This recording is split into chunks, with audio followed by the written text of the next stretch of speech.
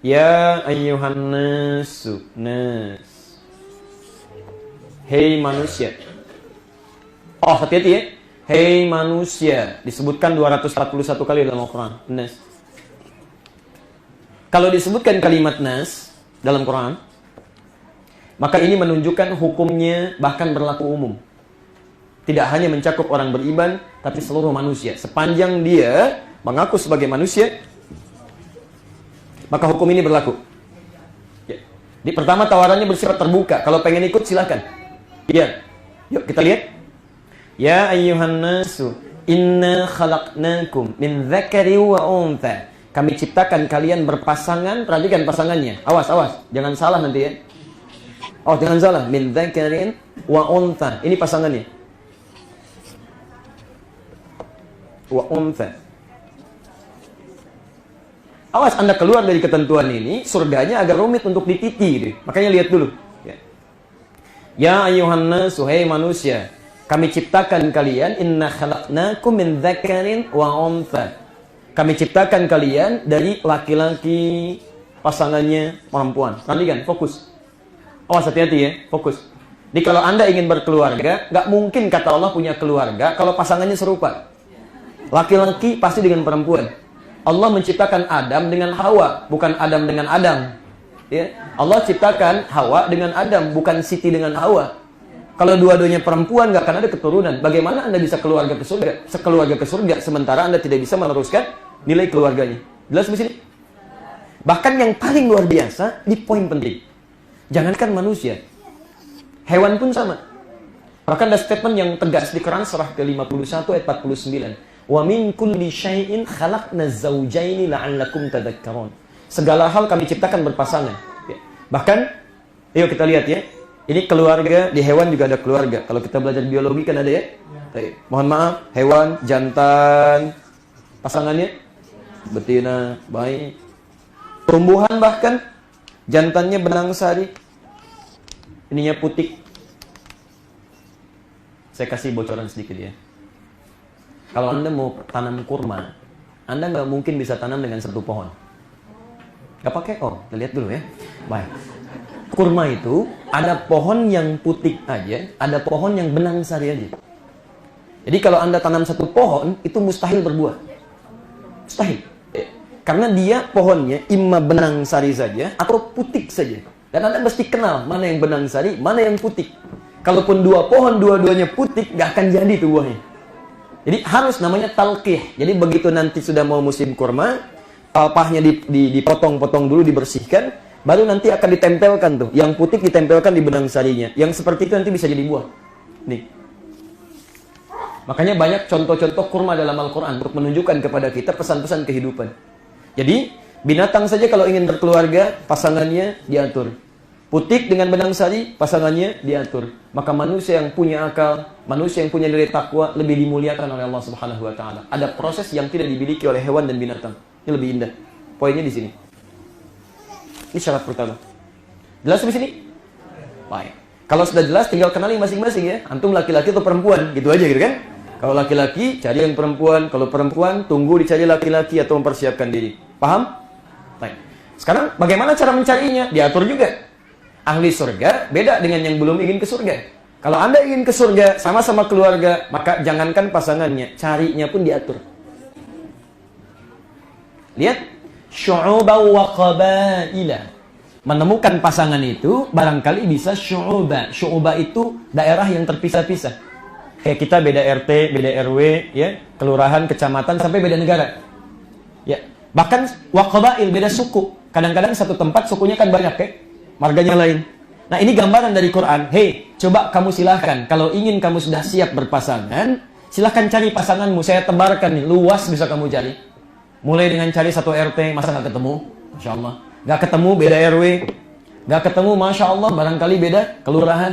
Nggak ketemu, beda provinsi. Barangkali jodoh antum bukan di sini. Ya, sebagian ada yang di Papua, sebagian ada di Jawa mungkin kan? Antum bisa cari, silakan. Atau kalau nggak ada di Indonesia, dunia ini begitu luas. Mungkin jodoh Anda ada di Asia Tenggara, ada yang di Eropa, ya, Masya Allah. Kadang-kadang Anda cari-cari, misalnya jodohnya datang sendiri. Ya. Kami kemarin ada ke satu daerah, bertemu dengan salah satu jamaah kita yang saudaranya di Bekasi.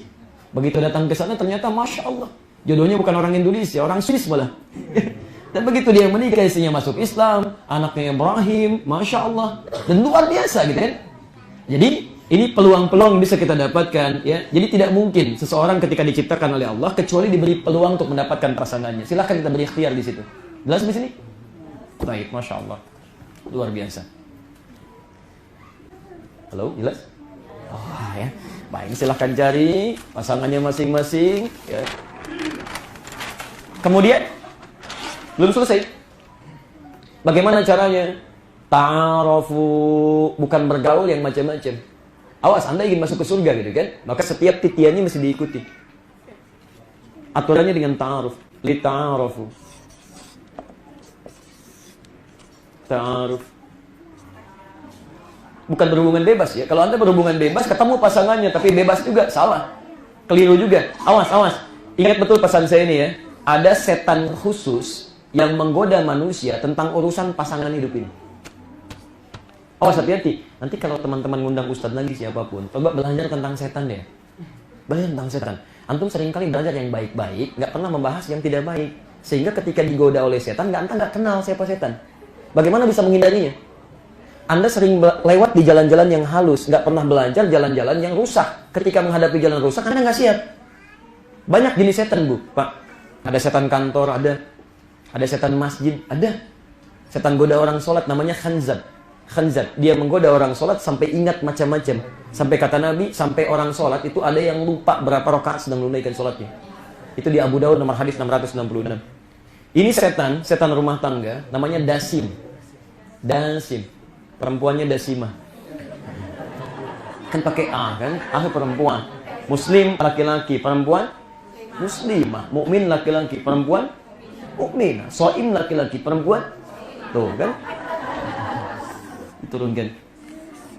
Namanya Dasim. Ya. Ada di Quran surah kedua ayat 102, posisi paling kanan dari atas sampai ke pertengahan tuh. Ya.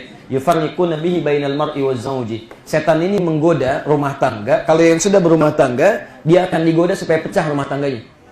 Supaya maksiat. Jadi setan ini kalau belum menikah, Anda akan didekat-dekatkan tuh. Ya, supaya terjadi maksiat, melanggar perintah Allah. Anda jalan, naik beca berdua, padahal belum akad gitu kan. Seakan beca milik bersama, tukang beca nggak ada, jalan aja gitu berdua ya. Baik, tapi kalau sudah menikah silakan cek. 6 bulan pertama enak, setahun, 2 tahun, setelah itu tidak ada yang paling jelek kecuali pasangan sendiri. Anda bisa alami masing-masing gitu kan ya. Tapi silakan cek ya. Anda jalan ya, misal suami mau pamit, Masya Allah, ma jalan dulu ya kantor, ya udah silakan. Suami orang ke kantor, Pak, Masya Allah. Sama ini juga begitu kan. Jalan nganter anak gitu kan, Pak nganter dulu, ya udah hati-hati. Istri orang nganter anak, Bu, Masya Allah. Anda yang pramugari itu di pesawat, teh atau kopi, bisa nggak di rumah begitu? Itu nggak mudah ya. Taim, ayo kita mulai, kembalikan dulu ya, kembalikan. Itu bahasa nanti. Ini ta'aruf. Ya. Apa itu ta'aruf? Kalau ada alif, itu bermakna sesuatu yang dikerjakan dari dua sisi, saling tahu, saling kenal. Saya turunkan agak dalam sedikit ya. Kalau cuma saling kenal, yang lain juga bisa begitu. Yang lain juga punya konsep. Yang penting kita kenal, telepon-teleponan, sampaikan CV dan sebagainya jadi, gitu kan? Tapi proses ini diatur oleh Nabi SAW dengan kalimat yang sangat indah. Perhatikan kalimatnya. Tunkahul mar'atu li arba'in. Ini untuk anaknya atau kerabatnya atau kita ingin memperbaiki diri ya. Perempuan itu dinikahi dengan 4 ciri. Jadi kalau mau ta'aruf, ngelihat pasangan baik, 4 ciri ini poinnya. Maksud saya kalau di keluarga kita di sini termasuk saya, merasa ada yang kurang baik, kita evaluasi kalau belum sesuai dengan 4 ciri ini. Nasib? Untuk perempuan dulu. Tunkahul mar'atu li arba'in. Perempuan dinikahi. Kenapa kalimatnya menunjuk pada perempuan dinikahi? Karena umumnya laki-laki itu mencari pada umumnya. Perempuan menunggu. Makanya sifatnya lebih dilekatkan pada kalau Anda mencari pasangan begini poinnya. Baik, 1, limaliha. Pada umumnya orang mencari karena hartanya. Ya. Sama ibu juga kan lihat laki-laki begitu kan. Ya, bagaimana kematangannya. Saat cinta pertama kan bukan hanya keadaannya. Ya. Anda lihat tegapnya, gantengnya, kumisnya, dompetnya gitu kan. Macam-macam. Jadi Itu yang disebut mawaddah. Mawaddah itu cinta secara fisikal, materi. Ya. Tayyib. Lima liha. Mal. Kalau dilekatkan pada perempuan, ini seringkali keliru di sini menilai. Yang dimaksud mengartikannya adalah cara dia memanage harta suaminya. Jadi kalau misalnya antum, maaf ya, punya penghasilan 5 juta, jangan dulu cari yang zakat mall perempuannya 10 juta. Itu capek nanti. Ya. Anda penghasilan 5 juta, cari calon istri zakat mallnya, ya, belanjanya aja misalnya 10 juta. Nah, tekanannya luar biasa. Bukan zakat mall ya. Di belanjanya, salonnya, macam-macam gitu kan. Baik. Itu beban hidupnya tinggi. Baru dapat begini, tuntutan lagi. Begini, tuntutan lagi, dan sebagainya. Jadi, orientasi pertama ketika Anda sama-sama ingin membangun rumah tangga, maka Nabi meminta, ayo diskusi. Apa sih rencana kehidupannya? Mau jadi apa? Apa yang dibutuhkan? Bagaimana ini di-manage? Jadi jangan sampai orientasinya materi mesti begini, mesti begini, mesti begitu. Sehingga capek dalam kehidupan. Lupa ibadah, banyak dunia yang dicari. Yang enak itu kan pas kan? Pas butuh ada gitu kan? Pas ingin ada.